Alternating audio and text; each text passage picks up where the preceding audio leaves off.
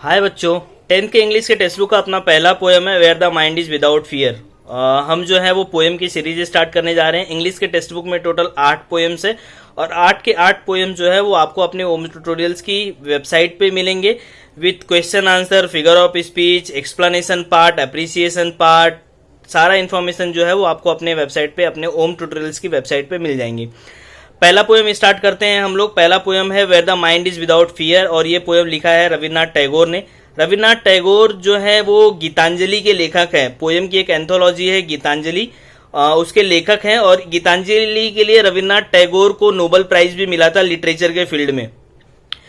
ये जो है एक पेट्रियोटिक पोएम है और पोएट जो है वो विश कर रहे हैं कि उनकी कंट्री कैसी होनी चाहिए, उनके कंट्री के लोग कैसे होने चाहिए। छोटा सा पोएम है, बहुत अच्छा पोएम है। थोड़े हार्ड वर्ड्स हैं, थोड़े हार्ड मीनिंग्स हैं। वो वेबसाइट पे ऑलरेडी मैंने वर्ड मीनिंग्स सहित डाल दिए हैं, आपको वहां से रेफर करना है। पोएम देखते हैं हम लोग और वेबसाइट का जो लिंक रहेगा वो यूट्यूब के वीडियो के नीचे आपको मिल जाएगा। Where the mind is without fear and head is held high. Where the mind, mind का मतलब यहाँ पे सिर्फ दिमाग नहीं है, यहाँ पे लोग हैं। So where the mind is without fear, जहां पे डर जो है, लोग डरते नहीं है, पीपल आर फियरलेस, उनके अंदर किसी चीज का डर नहीं है। And head is held high, और सर जो है वो ऊंचा है, किससे? With pride. सर जो है वो गर्व से ऊंचा रहता है। वेयर नॉलेज इज फ्री, जहां पे एजुकेशन जो है, जहां पे ज्ञान जो है वो फ्री है, ज्ञान का कोई पैसा नहीं पे करना पड़ता आपको। एजुकेशन, पैसा नहीं पे करना का मतलब education should be available to all, not only for rich, it should also be available for poor people. गरीबों के लिए, अमीरों के लिए, सबके लिए ज्ञान जो है वो मिलना, एजुकेशन मिलना जो है वो जरूरी होता है।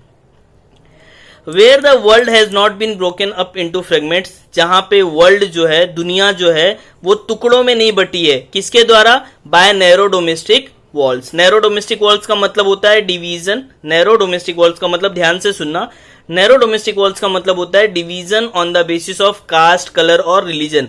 किसी भी चीज के आधार पे जब भेदभाव होता है तो उसे हम लोग नैरो डोमेस्टिक वॉल्स बोलते हैं। डोमेस्टिक इसलिए क्योंकि वो घरेलू होती है, हमारी आंतरिक प्रॉब्लम होती है।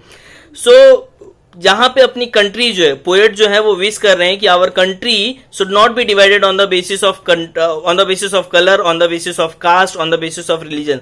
जाति के आधार पे, धर्म के आधार पे, रंग के आधार पे, वंश के आधार पे देशवासियों को एक दूसरे के साथ कोई भेदभाव नहीं करना चाहिए। Where words come out from the depth of truth, जहां पे वर्ड्स जो है वो दिल की गहराई से बाहर आते हैं। मतलब यहाँ पे पोएट कहना चाहते हैं कि जहां पे मेरे देश के लोग जो हैं वो हमेशा सच बोलने चाहिए। They should always speak truth and with utmost honesty, वहां पे ईमानदारी से मेरे देश के लोग जो हैं वो सिर्फ सच बोलें। ऐसा नहीं होना चाहिए कि अपने फायदे के लिए लोग क्या कर रहे हैं, झूठ बोल रहे हैं, एक दूसरे का फायदा उठाने की कोशिश कर रहे हैं। So poet wishes for a ideal country where the people of his country should not lie, they should always speak truth and that truth should always come with honesty. वो ट्रूथ जो है, वो सच्चाई जो है वो हमेशा ईमानदारी के साथ बाहर आना चाहिए। Where tireless striving stretches its arms towards perfection. Where tireless striving, tireless striving, tireless का मतलब होता है बिना थके, that means continuous, and striving का मतलब होता है परिश्रम करना, एफर्ट और हार्डवर्क। सो जहां पे मेरी कंट्री के लोग ऐसे होने चाहिए जो लगातार मेहनत कर रहे हैं to achieve perfection.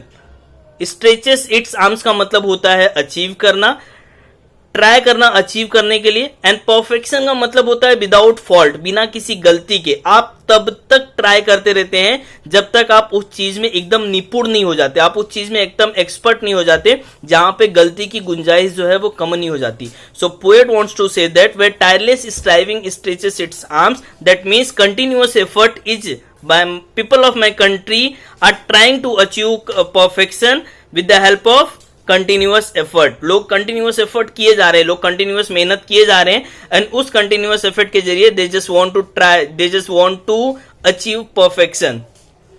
Where the clear stream of reason, tireless striving यहाँ पे पर्सोनिफिकेशन का यूज किया गया है। Tireless striving is a non living thing and उसको एक ह्यूमन क्वालिटी दिया गया है, स्ट्रेचेस इट्स आर्म, अपनी भुजाएं फैलाने का, अपनी बाहें फैलाने का। सो यहाँ पे पोएट ने beautifully personification, figure of speech का यूज किया है। Where the clear stream of reason, reason का मतलब होता है लॉजिकल थिंकिंग। यहाँ पे मेरे कंट्री के जो लोग हैं वो लॉजिकल सोचते हैं। क्लियर स्ट्रीम क्यों बोला गया? स्ट्रीम का मतलब होता है धारा, जैसे नदी की धारा हो गई। क्लियर मतलब जो कंटेमिनेटेड ना हुई हो, जो प्रदूषित ना हुई हो। तो मेरे कंट्री के लोगों की जो रीजनिंग पावर है, जो तार्किक क्षमता है, जो तर्क करने की क्षमता है, जो डिबेट करने की क्षमता है, वो बहुत क्लियर है, वो कंटेमिनेटेड नहीं हुआ है। किसके जरिए? Into the dreary desert of dead habit. Dead habit का मतलब होता है ओल्ड ट्रेडिशनल रिचुअल्स, जो पुराने परंपरावादी अंधविश्वास है। जब देखिए, जब आप अंधविश्वास में जाते हैं तो आप अपने रीजन करने की क्षमता छोड़ देते हैं।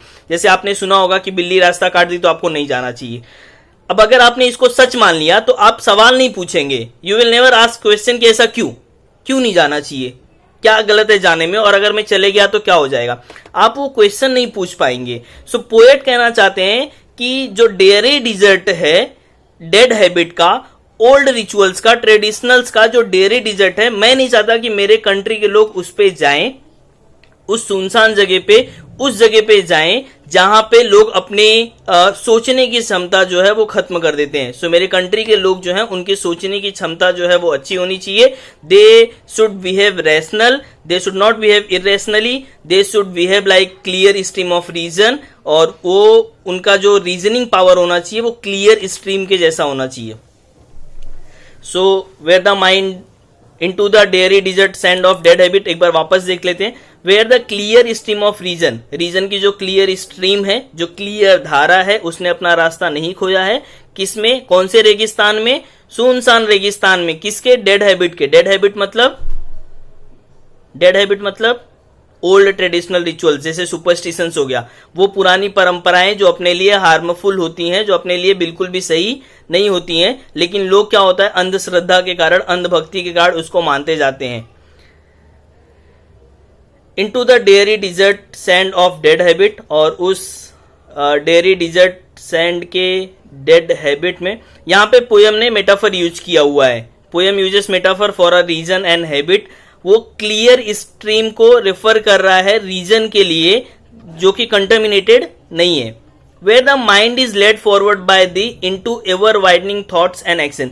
दी का मतलब यहाँ पे भगवान को बोला गया है, जहां पे माइंड का जो नेतृत्व है, माइंड को कौन लीड कर रहा है? डायरेक्टली भगवान लीड कर रहे हैं। So where the mind is led forward by thee, जहां पे मेरे देश के लोगों का जो नेतृत्व है वो सीधा भगवान कर रहे हैं, into ever widening thought and action. और उसकी वजह से क्या हो रहा है कि जो मेरे देश के लोग हैं उनका जो एक्शन है या उनके जो थॉट हैं वो लगातार ब्रॉड होते जा रहा है। मतलब लोगों के सोचने का तरीका, लोगों के सोचने की क्षमता जो है वो लगातार बड़ी होते जा रही है।